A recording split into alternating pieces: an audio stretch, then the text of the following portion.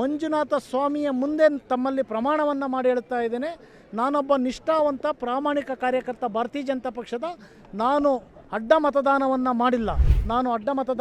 ಮಾಡಿಲ್ಲ, ಪಕ್ಷದ್ರೋಹವನ್ನು ಮಾಡಿಲ್ಲ, ತಾಯಿ ಬೇರೆ ಅಲ್ಲ ಪಕ್ಷ ಬೇರೆ ಅಲ್ಲ ಅಂತಕ್ಕಂಥ ಭಾವನೆಯಿಂದ ನಾನೊಬ್ಬ ಸಂಘ ಪರಿವಾರದಿಂದ ಬಂದಂಥವನು.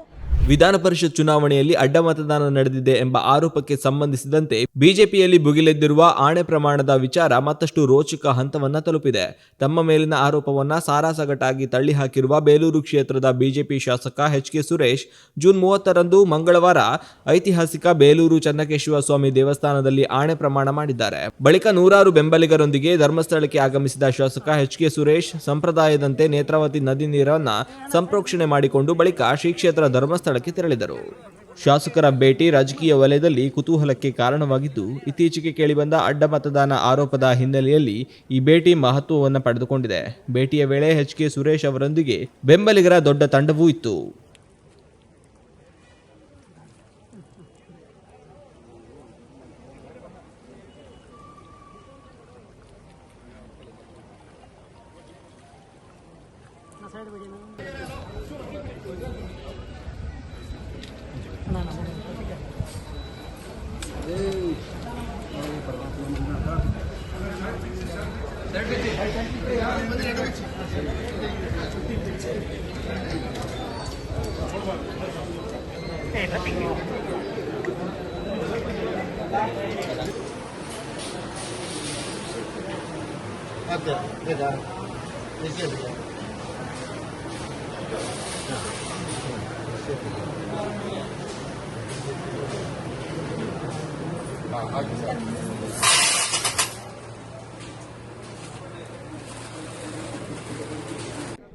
ಹದಿನೆಂಟನೇ ತಾರೀಕು ನಡೆದಂಥ ವಿಧಾನ ಪರಿಷತ್ತಿನ ಚುನಾವಣೆಯಲ್ಲಿ ಕೆಲವು ದೃಶ್ಯ ಮಾಧ್ಯಮಗಳಲ್ಲಿ ಬೇಲೂರಿನ ಶಾಸಕ ಎಚ್.ಕೆ. ಸುರೇಶ್ ಅಡ್ಡ ಮತದಾನವನ್ನು ಮಾಡಿದ್ದಾರೆ ಅಂತಕ್ಕಂಥ ಸುದ್ದಿ ಬಂದ ಕ್ಷಣ ನನ್ನ ಕ್ಷೇತ್ರದ ಜನತೆ ಮತ್ತು ನನಗೆ ಎಲ್ಲೋ ಒಂದು ಕಡೆ ಭಗವಂತನನ್ನೇ ನಂಬಿ ಜೀವನ ಮಾಡ್ತಕ್ಕಂಥ ಸಂಘಟನೆಯ ಶಕ್ತಿ ಅಂತಕ್ಕಂಥ ತಾಯಿ ಬೇರೆ ಇಲ್ಲ ಪಕ್ಷ ಬೇರೆ ಇಲ್ಲ ಅಂತಕ್ಕಂಥ ನನ್ನಂಥವನ ಮೇಲೆ ಆರೋಪ ಬಂದಿರತಕ್ಕಂಥದ್ದು ಇದು ಸತ್ಯಕ್ಕೆ ದೂರವಾದಂಥದ್ದು ಅಂತಕ್ಕಂಥ ದೃಷ್ಟಿಯಿಂದ ಆ ದಿನವೇ ತಮ್ಮ ಮಾಧ್ಯಮ ಮಿತ್ರರಿಗೆ ನಾನು ಕೂಡಲೇ ವಿಧಾನಸೌಧಕ್ಕೆ ಹೋಗಿ ನಾನು ಅಡ್ಡ ಮತದಾನವನ್ನು ಮಾಡಿಲ್ಲ, ಪಕ್ಷದ್ರೋಹವನ್ನು ಮಾಡಿಲ್ಲ, ತಾಯಿ ಬೇರೆ ಅಲ್ಲ ಪಕ್ಷ ಬೇರೆ ಅಲ್ಲ ಅಂತಕ್ಕಂಥ ಭಾವನೆಯಿಂದ ನಾನೊಬ್ಬ ಸಂಘ ಪರಿವಾರದಿಂದ ಬಂದಂಥವನು, ಪ್ರಾಮಾಣಿಕವಾಗಿ ಹಿಂದುತ್ವಕ್ಕೆ ಒತ್ತನ್ನು ಕೊಡ್ತಕ್ಕಂಥವನು.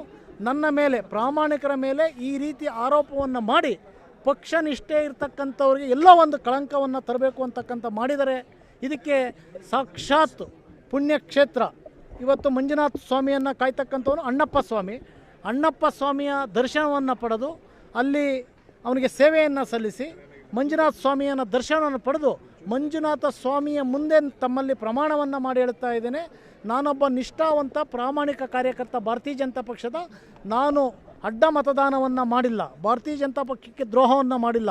ನಮ್ಮ ಅಧ್ಯಕ್ಷರು ವಿಪಕ್ಷ ನಾಯಕರು ಸೂಚಿಸ ಅಭ್ಯರ್ಥಿಗಳಿಗೆ ನಾನು ಮತವನ್ನು ಹಾಕಿದ್ದೇನೆ. ಅದಕ್ಕೆ ಮಂಜುನಾಥ ಸ್ವಾಮಿನೇ ಸಾಕ್ಷಿ, ನನ್ನ ಕ್ಷೇತ್ರದ ಜನತೆಯ ಸಾಕ್ಷಿ ಅಂತದಕ್ಕೆ ನನ್ನ ಕ್ಷೇತ್ರದ ಎಲ್ಲ ಮುಖಂಡರೊಂದಿಗೆ ಇವತ್ತು ಬಂದು ಮಂಜುನಾಥ ಸ್ವಾಮಿಗೆ ನನ್ನ ಭಕ್ತಿಯನ್ನು ಭಾವನೆಯನ್ನು ಭಗವಂತನ ಮುಂದೆ ನಾನು ಪ್ರಾರ್ಥನೆ ಮಾಡಿ ಹೋಗ್ತಾ ಇದ್ದೀನಿ ಅಂತಲ್ಲ, ಭಗವಂತನ ಮುಂದೆ ನಾನು ಅಡ್ಡ ಮತದಾನವನ್ನು ಮಾಡಿಲ್ಲ ಅಂತಕ್ಕಂಥದ್ದನ್ನು ನನಗೆ ಕಳವಿಲ್ಲ. ಅದರಿಂದ ಭಯ ಇಲ್ದಲೆ ಪರಮಾತ್ಮನ ಮುಂದೆ ಹಂಗಲಾಚಿ ನಾನು ಹೇಳ್ತಾ ಇದ್ದೀನಿ. ಈಗ ಒಂದು ನಿಮ್ಮ ವರಿಷ್ಠರೇ ಹೇಳಿದ್ರು ಆಣೆ ಪ್ರಮಾಣ ಬೇಡ ಅಂತ.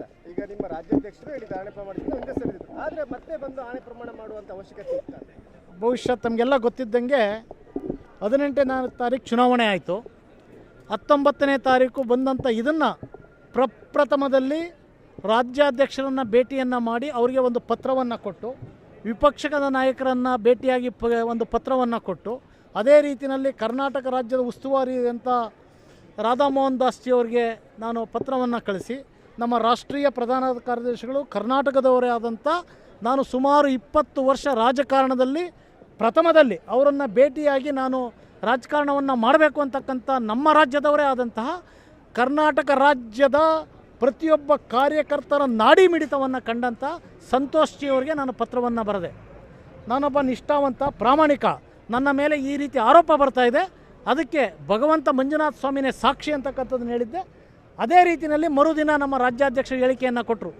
ಧರ್ಮಸ್ಥಳದಲ್ಲಿ 62 ಜನನೂ ಹೋಗಿ ಅಲ್ಲಿ ಪ್ರಮಾಣವನ್ನು ಮಾಡ್ತಕ್ಕಂಥದ್ದು, ಜೊತೆಯಲ್ಲಿ ನಮ್ಮ CLP ಅಂದರೆ ಶಾಸಕಾಂಗ ಪಕ್ಷದ ಸಭೆಯನ್ನು ಅಲ್ಲೇ ಮಾಡ್ತೀವಿ ಅಂತಕ್ಕಂಥದ್ದು. ಬಹುಶಃ ಅದಕ್ಕೆ ಏನು ತಡೆ ಬಂತೋ ಗೊತ್ತಿಲ್ಲ. ಆದರೆ ನಮ್ಮ ರಾಜ್ಯಾಧ್ಯಕ್ಷರಿಗೆ ಮೊನ್ನೆ ಮನವಿಯನ್ನು ಮಾಡಿದೆ. ನಾನು ತಾವು ಹೇಳಿದ ತಕ್ಷಣ ಪ್ರಮಾಣವನ್ನು ಮಾಡಿದ್ದೀನಿ, ಪತ್ರಿಕೆ ಹೇಳಿಕೆಯನ್ನು ಕೊಟ್ಟಿದ್ದೀನಿ. ನಾನಂತೂ ನಿಷ್ಠಾವಂತ ಇದ್ದೀನಿ. ನನ್ನ ಕ್ಷೇತ್ರದ ಜನ ನನ್ನ ಮೇಲೆ ವಿಶ್ವಾಸವನ್ನು ಇಟ್ಟಿದ್ದಾರೆ.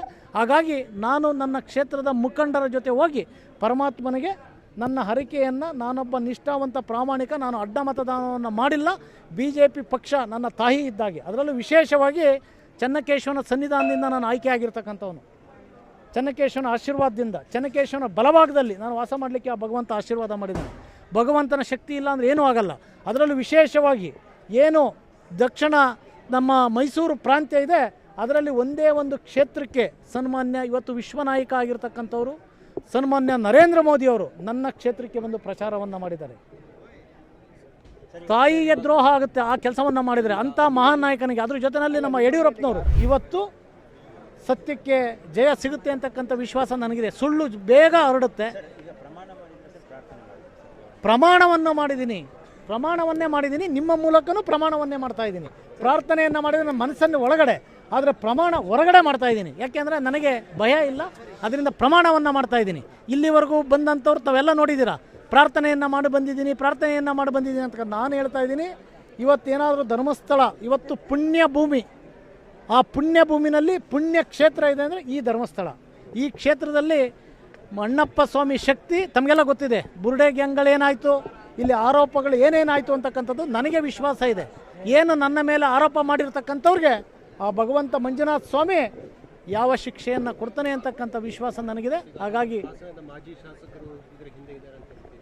ಬಹುಶಃ ಅದನ್ನು ತಾವೇ ಕೇಳಬೇಕಾಗತ್ತೆ. ಯಾಕೆಂದ್ರೆ ನಾನು ಯಾರ ಮೇಲೂ ಆರೋಪ ಪ್ರತ್ಯಾರೋಪ ಮಾಡಲ್ಲ. ನನ್ನ ಪ್ರಾಮಾಣಿಕತೆಯನ್ನು ಭಗವಂತನ ಮುಂದೆ ಪ್ರದರ್ಶನೆಯನ್ನು ಮಾಡ್ತಾ ಇದ್ದೀನಿ. ಈಗ ಕ್ಷೇತ್ರದ ಜನಗೆ ಈ ಟೆಂಪಲ್ ಎದುರುಗಡೆ ಏನು ಹೇಳ್ತೀರಿ?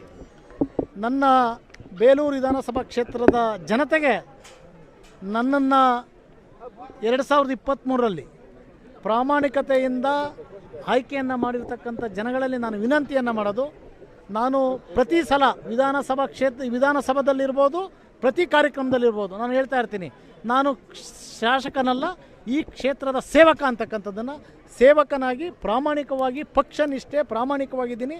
ತಾಯಿ ದ್ರೋಹವನ್ನು ಮಾಡ್ತಕ್ಕಂಥದ್ದಲ್ಲ. ತಾಯಿ ದ್ರೋಹ ಮಾಡೋದು ಒಂದೇ, ಇಡೀ ಬೇಲೂರಿನ ಸಮಸ್ತ ಮತದಾರರಿಗೆ ದ್ರೋಹ ಮಾಡ್ತಕ್ಕಂಥದ್ದು ಒಂದೇ. ಹಾಗಾಗಿ ನಾನು ದ್ರೋಹವನ್ನು ಮಾಡಿಲ್ಲ. ಹಾಗಾಗಿ ಕ್ಷೇತ್ರದ ಜನತೆ ನನ್ನ ಮೇಲೆ ಇವತ್ತು ಬಹುಶಃ ನನಗನ್ಸುತ್ತೆ ಇದು ನನ್ನ ಅಗ್ನಿ ಪರೀಕ್ಷೆ. ಕ್ಷೇತ್ರದ ಜನತೆ ಪಕ್ಷಾತೀತವಾಗಿ ನನಗೆ ಅವರೇ ಸವಾಲನ್ನು ಹಾಕಿದ್ದಾರೆ. ಏನಂತ, ಸುರೇಶ್ ಇಂಥ ಕೆಲಸ ಮಾಡೋದಿಲ್ಲ, ಅವನೊಬ್ಬ ಭಗವಂತನ ಭಕ್ತ, ಪ್ರಾಮಾಣಿಕತೆ ಇರ್ತಕ್ಕಂಥವನು ಅಂತಕ್ಕಂಥ ವಿಶ್ವಾಸ ವ್ಯಕ್ತಪಡಿಸಿದಾರಲ್ಲ, ನನ್ನ ಯಾವುದೋ ಜನ್ಮದ ಪುಣ್ಯ. ಹಾಗಾಗಿ ಆ ಕ್ಷೇತ್ರದ ಜನತೆಗೆ ನಾನು ವಿನಂತಿಯನ್ನು ಮಾಡ್ತೀನಿ, ನನ್ನ ಜೀವ ಇರೋವರೆಗೂ ಸಹ ತಪ್ಪನ್ನು ಮಾಡಲ್ಲ. ಹೇಳೋದಾದರೆ ನೇರವಾಗಿ ಹೇಳ್ತೀನಿ ಹೊರತು ತಪ್ಪನ್ನು ಮಾಡಿ ನಾನು ಪಲಾಯನವಾಗ ಅಂತಕ್ಕಂಥ ಕೆಲಸವನ್ನು ಮಾಡಲ್ಲ. ನನ್ನ ಮೇಲೆ ವಿಶ್ವಾಸ ಇಡಿ. ನಾನು ಪ್ರಾಮಾಣಿಕವಾಗಿ ಸೇವೆಯನ್ನು ಮಾಡ್ತಕ್ಕಂಥದ್ದು ಬಂದಿದ್ದೀನಿ. ಆ ಸೇವೆಯನ್ನು ನಿಷ್ಠೆಯಿಂದ ಪ್ರಾಮಾಣಿಕತೆಯಿಂದ ಆ ಕ್ಷೇತ್ರದ ಜನತೆಗೆ ಅಭಿವೃದ್ಧಿಯನ್ನು ಮಾಡ್ತಕ್ಕಂಥದ್ದು. ಬಹುಶಃ ಇದರಲ್ಲಿ ಇನ್ನೂ ಒಂದು ತಮಗೆಲ್ಲ ಗೊತ್ತಿದ್ದಂಗಿದೆ, ಗೊತ್ತಿರಲಿ, ಈ ಒಂದು ಇದನ್ನು ನನಗೆ ಭಗವಂತ ಸಮೃದ್ಧಿಯಾಗಿಟ್ಟಿದ್ದಾನೆ. ಹಣಕಾಸಿನಲ್ಲಿರ್ಬೋದು, ಎಲ್ಲದರಲ್ಲೂ ಸಹ ಸಮೃದ್ಧಿಯಾಗಿಟ್ಟಿದ್ದಾನೆ. ನಾನು ಯಾರಿಗೂ ವ್ಯಾಪಾರ ಆಗ್ತಕ್ಕಂಥ ವ್ಯಕ್ತಿತ್ವ ಅಲ್ಲ. ನಾನು ಸೋಲ್ತಕ್ಕಂಥದ್ದು ಒಂದಕ್ಕೆ, ಪ್ರೀತಿ ವಿಶ್ವಾಸಕ್ಕೆ, ನನ್ನ ಕ್ಷೇತ್ರದ ಜನತೆಗೆ. ಅದನ್ನು ಗಮನದಲ್ಲಿರ್ತು. ಬಹುಶಃ ಮೊನ್ನೆ ನಡೆದಂಥ ಸದನದಲ್ಲಿ ತಮಗೆಲ್ಲ ಗೊತ್ತಿರಲಿ, ಮೊನ್ನೆ ನಡೆದಂಥ ಸದನದಲ್ಲಿ ನನ್ನ ವಿಧಾನಸಭಾ ಕ್ಷೇತ್ರ ವ್ಯಾಪ್ತಿಯಲ್ಲಿ ಸುಮಾರು 60.8 ಕಿಲೋಮೀಟರ್ ಎತ್ತಿನೊಳೆ ಯೋಜನೆ ಆಗಿದೆ. ಅದು ತಮ್ಮಿಂದ ನೀರು ಬರ್ತಕ್ಕಂಥದ್ದು, ದಕ್ಷಿಣ ಕನ್ನಡದಿಂದ ನೀರು ಬರ್ತಕ್ಕಂಥದ್ದು. ಆ ಯೋಜನೆಗೆ ಅಭಿವೃದ್ಧಿಗೆ ಸುಮಾರು 150 ಹಳ್ಳಿಗಳು ಹಾಳಾಗಿದೆ. ಇದಕ್ಕೆ ಮಾನ್ಯ ಅವತ್ತಿನ ನೀರಾವರಿ ಸಚಿವರು, ಉಪಮುಖ್ಯಮಂತ್ರಿಗಳು, ಇಂದಿನ ಮುಖ್ಯಮಂತ್ರಿಗಳು, ಬಹುಶಃ ನನಗೆ ಚೆನ್ನಕೇಶವನ ಇದರಿಂದ ನಾನು ಅವತ್ತು ಬಾವಿ ಮುಖ್ಯಮಂತ್ರಿಗಳು ಅಂತಕ್ಕಂಥ ಪದವನ್ನು ನಾನು ಉಪಯೋಗಿಸಿದೆ ಸದನದಲ್ಲಿ. ಬಹುಶಃ ಯಾರೂ ಉಪಯೋಗಿಸಿರಲಿಲ್ಲ. ಬಾವಿ ಮುಖ್ಯಮಂತ್ರಿಗಳಾದ ಸನ್ಮಾನ್ಯ DK ಶಿವಕುಮಾರ್ ಅವರೇ ನನ್ನ ಮತಕ್ಷೇತ್ರಕ್ಕೆ ತಾವು ಅನುದಾನವನ್ನು ಕೊಡಬೇಕು. ಕಳೆದ 3 ವರ್ಷದಿಂದ ಸತತವಾಗಿ ತಮ್ಮನ್ನು ಭೇಟಿ ಮಾಡ್ತಾ ಇದ್ದೀನಿ. ತಾವು ಕೊಡ್ತೀನಿ ಅಂತ ಇದ್ದೀರಾ, ತಾವು ಇಲ್ಲಿ ಸದನದಲ್ಲಿ ತಾವು ಹೇಳಬೇಕು ಅಂತಕ್ಕಂಥದ್ದನ್ನು ಹೇಳಿದೆ. 50 ಕೋಟಿ ಅನುದಾನವನ್ನು ಕೊಡ್ತೀನಿ ಅಂತಕ್ಕಂಥದ್ದನ್ನು ಹೇಳಿದರು. ಅವರ ಹೇಳ್ತಕ್ಕಂಥ ಇದರಲ್ಲಿ ಬಹುಶಃ ಅದನ್ನೂ ಸಹ ಕಾಕತಾಳೀಯವಾಗಿ ಎಲ್ಲೋ ಒಂದು ಕಡೆ ಸುರೇಶನ ವ್ಯಾಪಾರ ಮಾಡ್ಕೊಂಡು ಹೋಗಿದ್ದೀವಿ ಅಂತ ಅಲ್ಲ, ಎಲ್ಲೋ ಒಂದು ಇದು ಒಂದು ಕಟ್ತಕ್ಕಂಥದ್ದು. ಯಾಕೆಂದರೆ ನಾನು ವಿರೋಧ ಪಕ್ಷದ ಶಾಸಕ ಆದರೂ ಸಹ ನಾನು ವಿರೋಧ ಪಕ್ಷ ಶಾಸಕ ಅಂತ ನನ್ನ ಮನೇಲಿ ಕೂತ್ಕೊಂಡ್ರೆ ಕ್ಷೇತ್ರದ ಜನ ನನ್ನನ್ನು ಬಿಡಲ್ಲ. ನಾನು ಎಲ್ಲೆಲ್ಲಿ ಹೋರಾಟವನ್ನು ಮಾಡಬೇಕು, ಎಲ್ಲೆಲ್ಲಿ ಧ್ವನಿಯನ್ನು ಎತ್ತಬೇಕು, ಸದನದಲ್ಲಿ 2 ಗಂಟೆ ರಾತ್ರಿವರೆಗೂ ಧ್ವನಿಯನ್ನು ಎತ್ತಿ ಕ್ಷೇತ್ರಕ್ಕೆ ಬೇಕಾದಂಥ ಇದನ್ನು ತಂದಿದ್ದೀನಿ. ಇಡೀ ಜಿಲ್ಲೆನಲ್ಲಿರ್ಬೋದು, ರಾಜ್ಯದಲ್ಲಿರ್ಬೋದು, ಪ್ರತಿನಿತ್ಯ ಒಂದಲ್ಲ ಒಂದು ಗುದ್ಲಿ ಪೂಜೆಗಳು ನಡೆಯುತ್ತೆ. ನನ್ನನ್ನು ರಾಜ್ಯದಲ್ಲಿ ಪ್ರಶ್ನೆ ಮಾಡ್ತಾರೆ, ಎಲ್ಲಿಂದ ಅನುದಾನ ತಂದ್ರಿ ಅಂತ. ನನ್ನ ಕ್ಷೇತ್ರ ಮಲೆನಾಡು, ಅರೆಮಲೆನಾಡು, ಬಯಲುಸೀಮೆಯನ್ನು ಹೊಂದಿರತಕ್ಕಂಥದ್ದು. ಈ 3 ವಿವಿಧವಾದ ನ್ಯೂನ್ಯತೆಯನ್ನು ಹೊಂದಿರತಕ್ಕಂಥ ಆ ಕ್ಷೇತ್ರಕ್ಕೆ ನಾನು ಅನುದಾನವನ್ನು ಅಲ್ಲೋ ಇಲ್ಲೋ ಒಂದಿಷ್ಟು ತಂದು ಮಾಡ್ತಕ್ಕಂಥದ್ದನ್ನು ಸಹಿಸಲಾಗದೆ, ನಾನೊಬ್ಬ ಪ್ರಾರಂಭದಲ್ಲಿ ಇಂಜಿನಿಯರು, ಗುತ್ತಿಗೆದಾರ ಆದಂಥವನು. ಹಾಗಾಗಿ ಕ್ಷೇತ್ರವನ್ನು ಎಲ್ಲಿ ಅಭಿವೃದ್ಧಿ ಮಾಡಬೇಕು ಅಂತಕ್ಕಂಥದ್ದು ಆ ಒಂದು ಪೂರಕವಾಗಿ, ಅದರಲ್ಲೂ ವಿಶೇಷವಾಗಿ ಬೇಲೂರು ಚೆನ್ನಕೇಶವನ ಯುನೆಸ್ಕೋಗೆ ಸನ್ಮಾನ್ಯ ನಮ್ಮ ನರೇಂದ್ರ ಮೋದಿಯವರು ಸೇರಿಸ್ತಕ್ಕಂಥದ್ದು. ಕೇಂದ್ರ ಸರ್ಕಾರಕ್ಕೂ ಸಹ ನಾನು ಪತ್ರವನ್ನು ಬರೆದಿದ್ದೇನೆ, ತಾವು ಅನುದಾನವನ್ನು ಕೊಡಬೇಕು, ಇದು ಯುನೆಸ್ಕೋ ಸುಮಾರು 909 ವರ್ಷ ಇತಿಹಾಸ ಇರತಕ್ಕಂಥದ್ದು ಅಂತಕ್ಕಂಥಕ್ಕೆ ಇವತ್ತು ಭಗವಂತನ. ಈಗ ಇನ್ನೊಂದು ಸದಾನಂದ ಗೌಡರವ್ರದ್ದು ಒಂದು ಆಡಿಯೋ ಈಗ ವೈರಲ್ ಆಗ್ತಾ ಇದೆ. ರಾಜ್ಯಾಧ್ಯಕ್ಷರನ್ನ ಅಕ್ಟೋಬರ್ನಲ್ಲಿ ಕಿತ್ತೋಗಿರಿ ಅನ್ನೋದು, ಅದರ ಬಗ್ಗೆ ಏನು ಸರ್? ಅದರ ಬಗ್ಗೆ ನನಗೆ ಮಾಹಿತಿ ಇಲ್ಲ.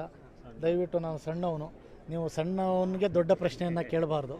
ಸಣ್ಣವ್ರಿಗೆ ಸಣ್ಣ ಪ್ರಶ್ನೆಯನ್ನು ಕೇಳಿದರೆ ನಾವು ಹೇಳ್ತೀವಿ. ನಾನು ಧನ್ಯವಾದಗಳು.